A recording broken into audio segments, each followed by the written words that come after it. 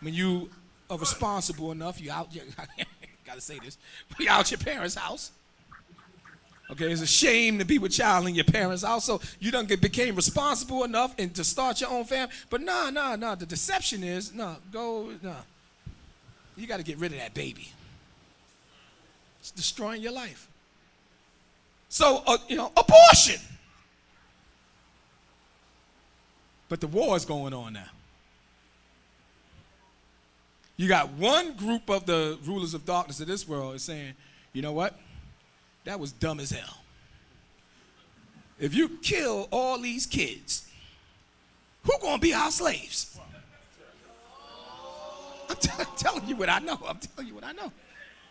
They were like, y'all stupid as hell. That's the future. We need this. So what are you seeing now? After all of this time with abortion, now you're starting to see a debate about abortion. Not even a debate. You got states changing laws and making abortion illegal.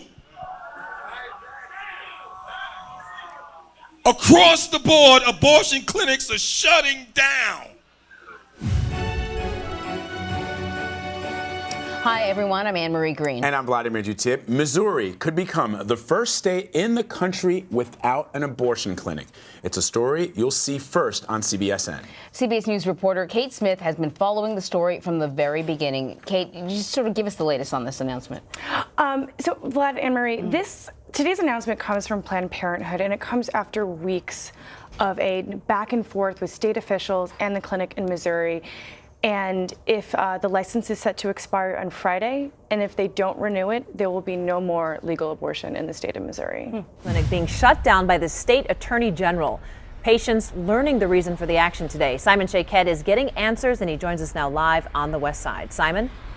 Heather, this is very serious. We're talking about the location that's right behind me. We'll zoom in so you can see. It is called the Summit Women's Center. It's here on West McNichols. Michigan Attorney General Bill Schuete's office just filing a lawsuit to have it shut down. In just days, Cincinnati could be one of the biggest cities in the country without an abortion clinic.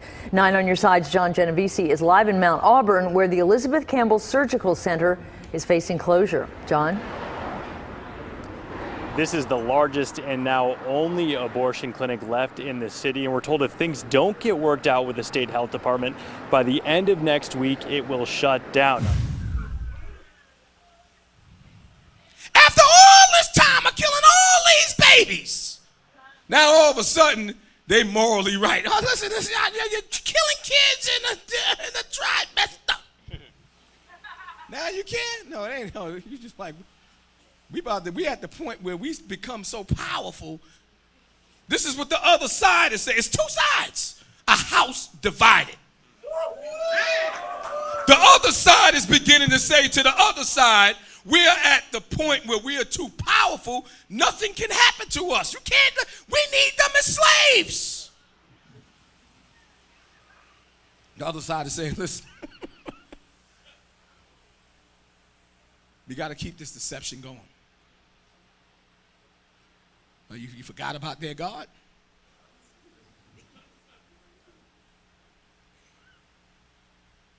The other side saying, I don't care about their God. We powerful enough to take their God. Wow. So now the other side is saying, now y'all gonna get this in a minute. The other side is saying, you know what? That side done lost their mind. They threatening our existence. If we allow them to get what they want, they gonna mess everything up that we and our fathers worked so hard for.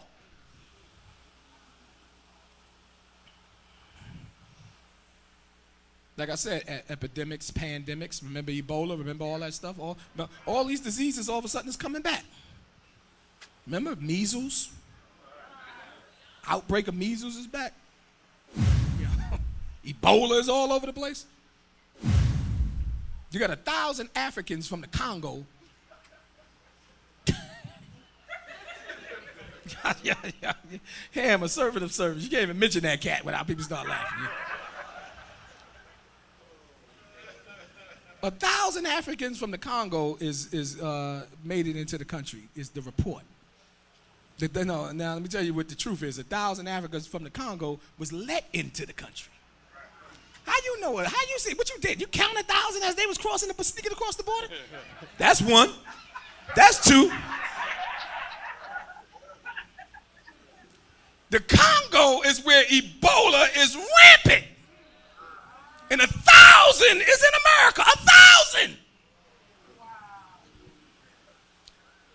Swine flu. All these pandemics is just to take people out. Cancer. All of a sudden now they're curing AIDS in rats. AIDS done took out all kind of things. Like, okay, AIDS done ran its course. Okay.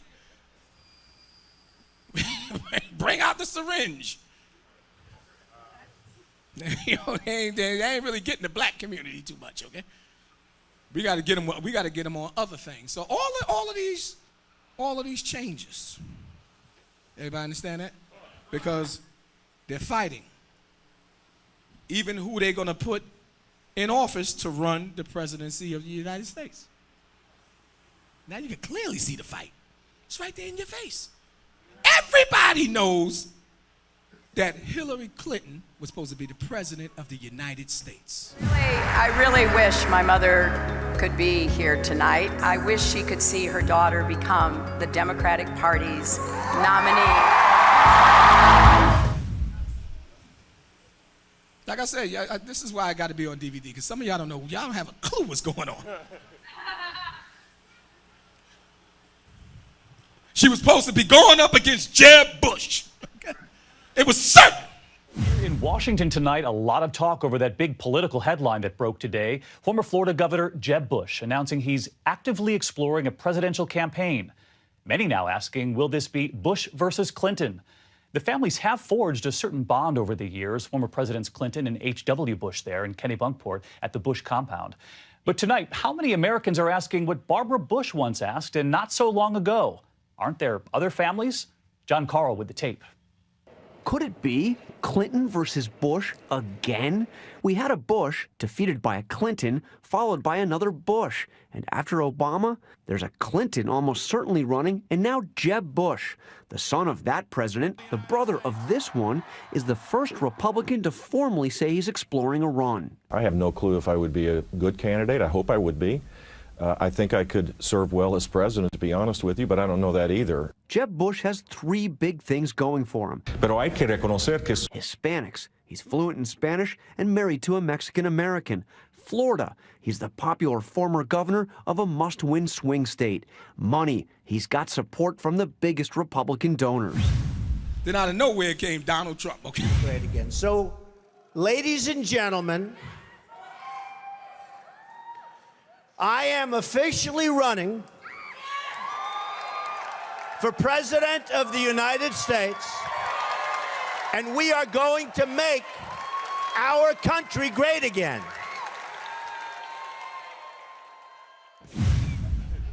The other side said, listen, okay, we're going to get one of our puppet billionaires, okay? Trump, get your behind in there, okay? That cat came down the escalator. Mexicans, rapists.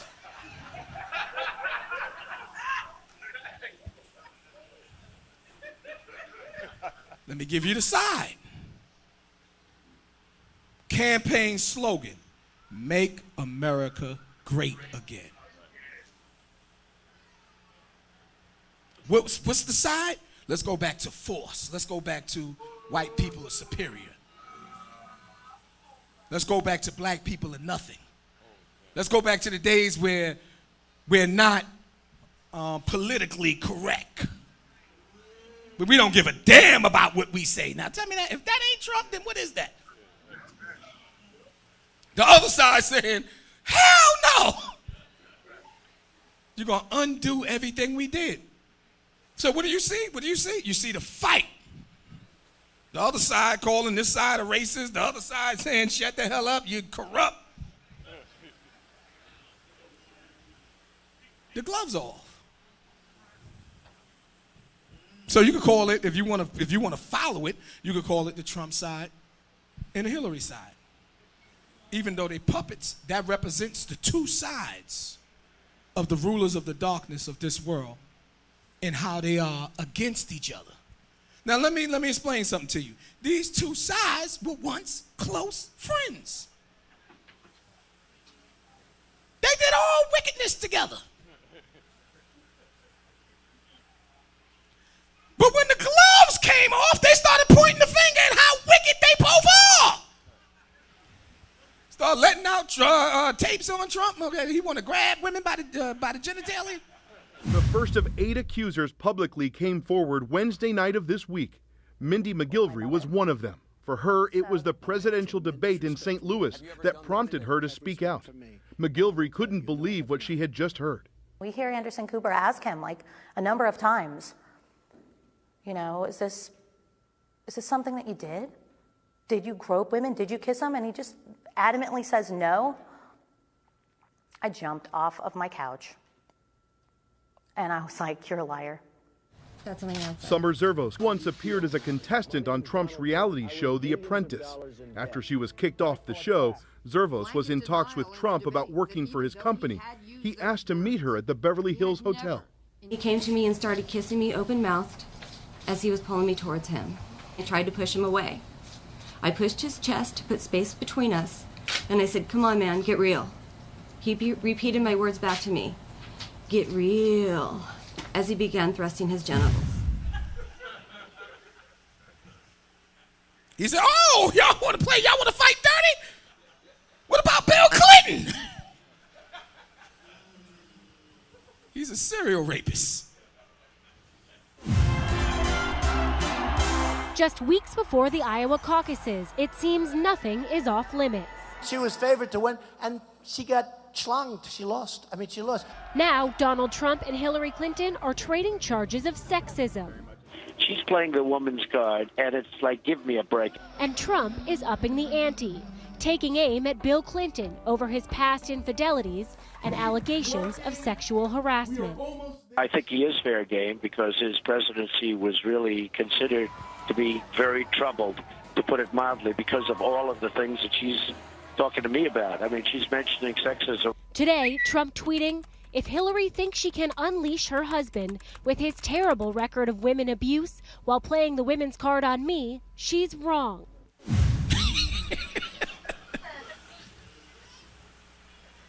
This is taking place, this fight is taking place in public.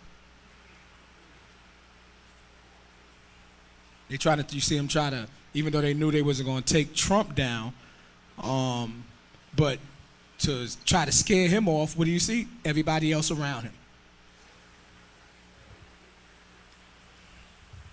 For the sake of the DVD, I'm going to name it, even though you may not have been paying attention. Paul Manafort. This is an NBC News special report. Here's Matt Lauer and Savannah Guthrie. And good morning, everyone. We've got some breaking news on the first indictments tied to the Russia investigation by special counsel Robert Mueller. NBC News has learned former Trump campaign chairman Paul Manafort and a deputy campaign official, Rick Gates, will turn themselves in to face charges today. And we want to get right to NBC's justice correspondent, Pete Williams. Pete, good morning. So we now know who are the subjects of these indictments, but do we know why? Everybody that they promised protection to. Protection from what? The same protection that Hillary got. To never be prosecuted for anything. When you're one of their puppets, that's what they promise you. I know that for a fact because I got the same promise. They promised, I got that same promise. You will never be prosecuted for anything. They contacted me when they realized who I was. And they said, bring your talents to this side. You will never have no problems. You will never be prosecuted. But if you don't accept this right now, you will never hear from them again. I never heard from them again. Obviously, I didn't accept it. But my point is that I know it for a fact because I was offered it. I don't have to go by the fact that, wait a minute, all the crimes that clear crimes you see people committing, Hillary Clinton committing, like no prosecution whatsoever, but all of a sudden now they're throwing people in jail. All the people that was supposed to be protected, Bill Cosby. Diane Macedo for ABC News Live. We're continuing this breaking news coverage of that sentencing in the case of Bill Cosby. He has just received 3 to 10 years in prison for 3 counts of sexual assault, 3 counts of indecent assault in the 2004 drugging and molestation of former Temple basketball coach Andrea Constant. I have Troy Slayton, a former sex crime prosecutor from Los Angeles, on the phone with us now. Troy, what do you make of this sentence? Well, it's what we expected. The judge had a sentencing range of anywhere up to 10 years, and the prosecutors were asking for 5 to 10.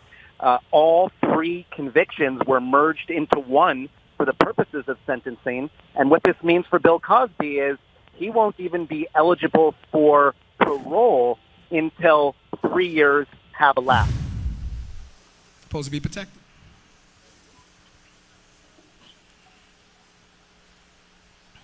This guy, Jeffrey Epstein. Learning more about the arrest of Jeffrey Epstein, a Manhattan billionaire arrested yesterday on federal sex trafficking charges. This morning, the doors of his Upper East Side mansion broken in. That's after investigators raided his place looking for evidence. News 4's Ida Siegel live on the Upper East Side now with the latest details. Ida. Yeah, Adam, Epstein was arrested late last night at Teterboro Airport. He had just returned to the States from a trip to Paris. He had not yet been to his townhome here on East 71st Street. But as you can see, investigators were here after breaking right through the front door. He's a big illuministic figure. Okay? They have certain illuministic figures that they use to do the footwork. And this guy threw he threw all of the big damn sacrifice parties, okay? The scriptures tell you the things that was written aforetime was written for our learning. Y'all think child sacrifice is over? Are you serious? This is all that happened in the ancient world, all throughout the Bible. How they were sacrificing children. This guy right here that they trying to, that dirty bastard, that all it is them warring against one another. We're talking about 5-year-olds, 6-year-olds. They have organizations set up like centers for missing and exploited children. And all that is to get children in their database that's endangered, that's runaways, and that's endangered. And when they find them, they disappear forever. The majority of the time. And you know where they go? They go to these sacrifice parties. You have a 5-year-old on a damn, you go into that party and you have a platter on a table with a live 5-year-old laying on it in fetal position with an apple in his ass. I'm telling you what I know. And as the guests enter into the sacrifice party, everybody got to take a bite out the apple in his ass. That's where the symbol for your iPhone come from.